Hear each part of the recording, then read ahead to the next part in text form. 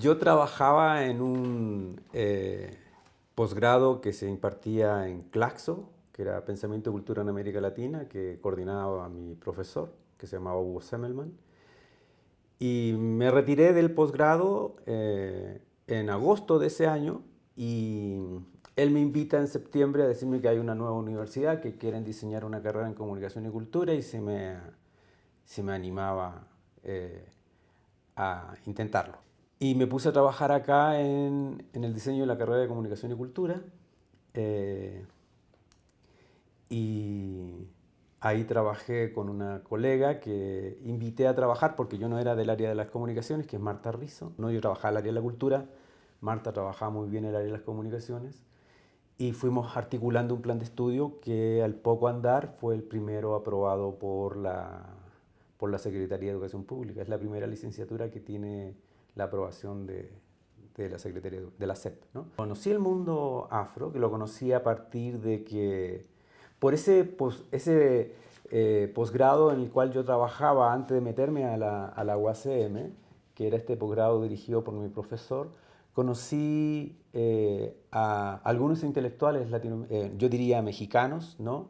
Que después, hacia el año 2007, me convocan para integrarme a un proyecto de universidad comunitaria, de universidad indígena. No tenía un nombre muy definido, porque era una universidad autónoma de las comunidades de Guerrero, de la montaña y de la costa. El tema de los afro tiene que ver con la constitución racista de los estados-nación, que incluye al Estado mexicano, ¿no? Es decir, es un Estado donde la otredad, ¿no?, es marginal y en lo posible invisible, ¿no? En el caso mexicano hay una peculiaridad que tiene que ver con la propia configuración identitaria del país, ¿no? Y esto es parte de un proyecto político del Grupo del Ateneo, de los gobiernos postrevolucionarios, donde necesitaban afirmar propositivamente la identidad nacional y no podía, como el resto de los estados latinoamericanos, basarse en las gestas de la independencia. Es decir, en todos los países latinoamericanos la identidad nacional se construye con los seres patrios de la independencia. México es una excepción, por dos grandes motivos. Uno, porque 30 años después o 20 años después de la independencia, pues es invadido el país y pierde la mitad del territorio nacional a manos de los estadounidenses, ¿no? Entonces es una derrota en la cual no puede afincar la historia de un país que quiere ser parte de los procesos de globalización y de modernización del mundo, ¿no? Entonces el Grupo Ateneo construye el imaginario que la raíz de este país está en el Imperio Mexica. Entonces por eso en nuestras escuelas, los libros de texto, pues a ustedes le reivindican lo indígena, pero lo indígena místico, lo indígena basado en su grandeza del pasado, ¿no? Entonces el indígena es parte de esta comunidad simbólica, al menos en términos de un pasado glorioso, ¿no? Pero el negro es invisibilizado. Y el segundo gran fenómeno que ocurre con el caso mexicano es que los héroes de la independencia, que en otros países latinoamericanos están asociados al mundo mestizo y criollo, ¿no? Aquí en México está asociado al mundo negro. María Morelos, Vicente Guerrero, que son como los... incluso no se tiene muy claro quién era Hidalgo, ¿no? Porque incluso hay versiones controvertidas respecto del gesto que él hace, ¿no? Porque en la historia oficial se plantea que es que el que impulsa la independencia, pero historiadores posteriores, como eh, algunos historiadores han señalado que en realidad él no buscaba la independencia, él buscaba dar un golpe de Estado, porque él era mucho más conservador que el virrey que estaba a cargo de la Nueva España. Pero al ser descubierto su trama, pues él convoca al pueblo y ahí se le escapó de las manos su idea de sacar del gobierno al virrey y poner a alguien mucho más vinculado a las tesis de la iglesia y de la corona española, ¿no? Pero bueno, eso aparte de eso, pero los grandes héroes que se identifican son negros y que durante mucho tiempo la escuela, y por lo tanto el Estado mexicano, los blanqueó. En los libros de texto a Vicente Guerrero se decía que es hijo de campesinos.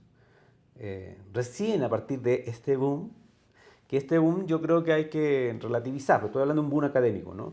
porque creo que la lucha de los negros ha estado presente hace mucho tiempo y no se le reconoce, ¿no? Hay algo que creo que el mexicano debiera como empezar a darse cuenta, que hay mucho de la cultura y del patrimonio mexicano que se le debe a esa población denigrada, que son los negros. Por ejemplo, el corrido. El corrido, su origen es afro, ¿no?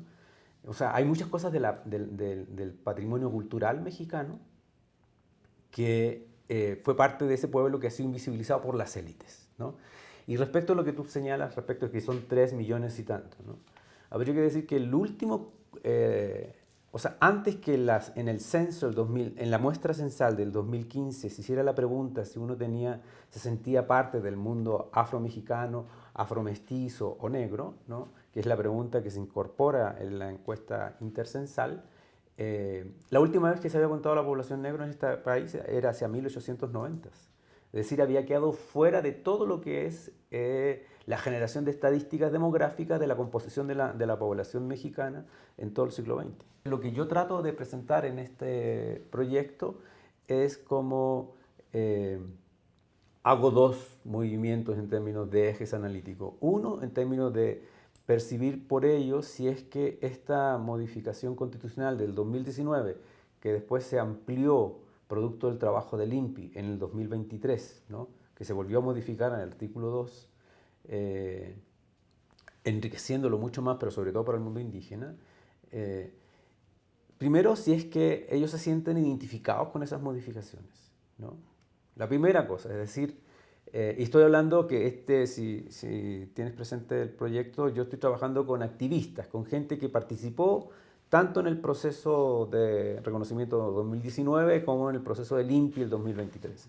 Entonces, primero preguntarles, saber desde su percepción si ellos se sienten identificados con esa modificación. Ellos les está hablando a ellos. Y lo segundo, si esa modificación se ha reducido en un cambio concreto de sus condiciones de vida. Pero no solo eso, sino que también en términos de su capacidad organizativa, en su proceso de empoderamiento como sujeto colectivo, ¿no? Entonces son como las 2 cosas que averiguo, pero creo que este proyecto tiene algo que normalmente los proyectos de investigación carecen, ¿no? Porque en términos científicos, lo que se hace en un trabajo con la comunidad es reducirlos a informantes clave. Es decir, el que te entrega la información que tú en tu capacidad teórica, categorial, tienes la potestad, la autorización para interpretarlo y producir un conocimiento a partir de aplicar determinadas categorías científicas, ¿no? Lo que yo estoy planteando en este proyecto es que esa última parte, que es la interpretación que hace el académico, lo quiero hacer junto con ellos. Es decir, quiero que ellos interpreten sus propias voces y yo acompañar esa interpretación y por lo tanto el resultado sea una mirada con más autonomía que la mirada que pueda hacer un académico sobre un colectivo social.